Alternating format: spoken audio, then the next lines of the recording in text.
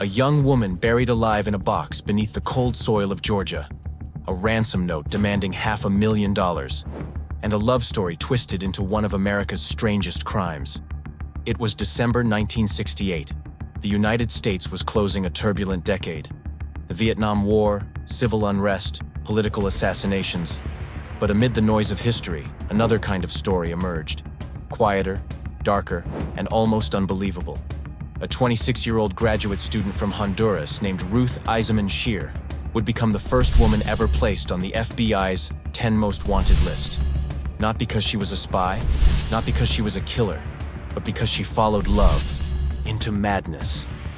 This is the story of a kidnapping that shocked America. A victim buried alive. The story of Ruth Eisemann-Schier. The victim was Barbara Jane Mackle, 20 years old. A bright, kind student at Emory University in Atlanta, and the beloved daughter of Florida real estate tycoon Robert Mackle, one of the state's wealthiest men. On December 17, 1968, Barbara and her mother checked into a small motel near the Emory campus. Barbara had caught the flu and was too ill to stay in her dorm. That night, a knock at the door shattered the quiet.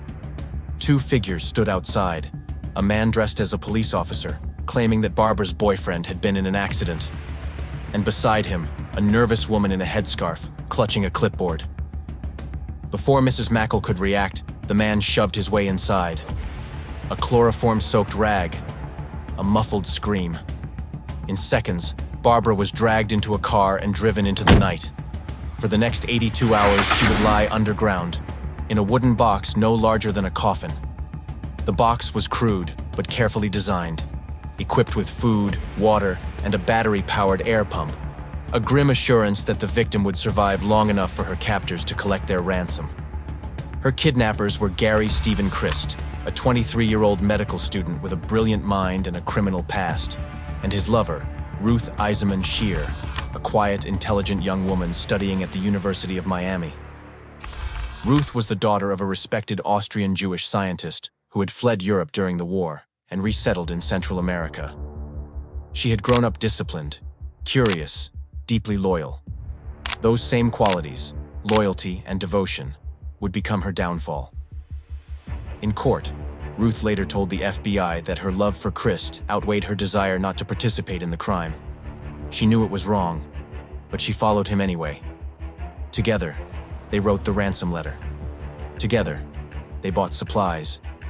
And together, they buried Barbara Mackle alive. While Barbara lay underground, Christ called her father. His voice calm, calculated. He demanded $500,000, nearly $4 million in today's money. He warned that if the police interfered, Barbara would suffocate.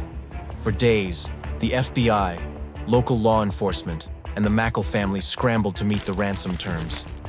They left the money at the designated spot, but Christ never showed. He had panicked, convinced the drop had been compromised. Barbara's air supply was running low. Then, on the morning of December 20th, 3 days after she disappeared, an anonymous call led agents to a patch of woods north of Atlanta. There, under a thin layer of dirt, they found the breathing tubes. When they lifted the lid, Barbara blinked into the daylight, alive, dehydrated, but safe. After 82 hours in the dark, she had survived the impossible. The nation exhaled. Newspapers called it a miracle. But the kidnapper's miracle was over. The hunt for Ruth Eisemann-Schier and Gary Stephen Christ had just begun. Within hours of Barbara's rescue, law enforcement had names. Fingerprints, ransom notes, and eyewitness descriptions all pointed to Gary Stephen Christ and his accomplice, Ruth Eisemann-Schier. Christ was a known offender, a man with charm and confidence that hid something darker underneath. He had already served time for smuggling and fraud before enrolling in medical school. And Ruth, quiet, intelligent, disciplined, seemed to be his opposite. But together they were dangerous. The pair fled south, moving between cheap motels and back roads. When Christ was finally captured near the Florida Everglades, he was alone.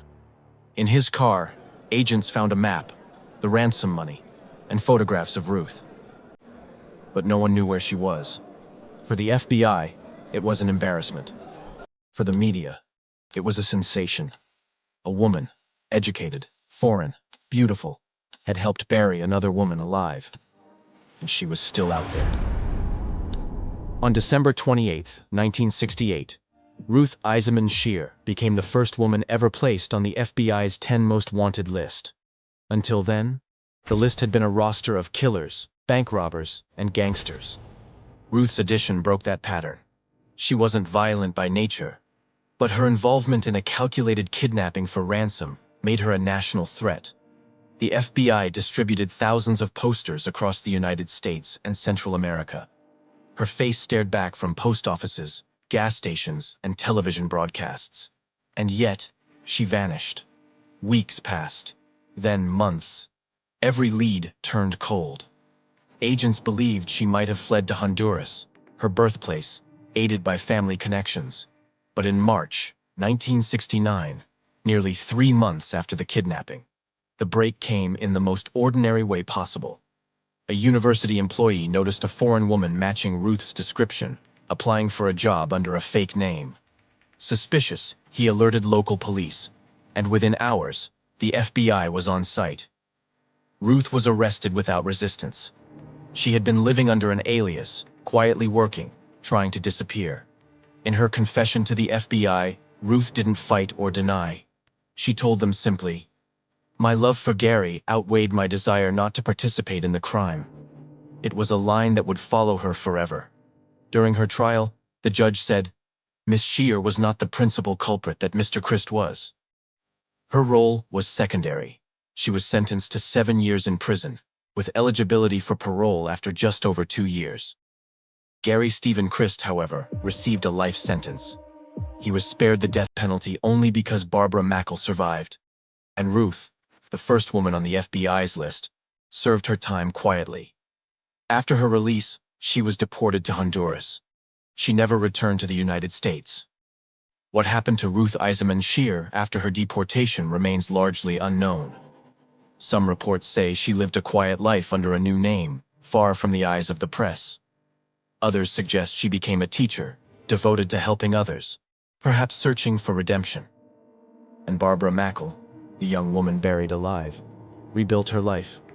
She married, raised a family, and wrote a book called 83 Hours Till Dawn. A survivor, not a victim. As for Ruth, she remains an echo of an era when love, obsession, and desperation collided in one unforgettable story. The story of the first woman ever to appear on the FBI's most wanted list. The story of Ruth Eisemann-Schier. If you found this story compelling, subscribe for more true historical deep dives.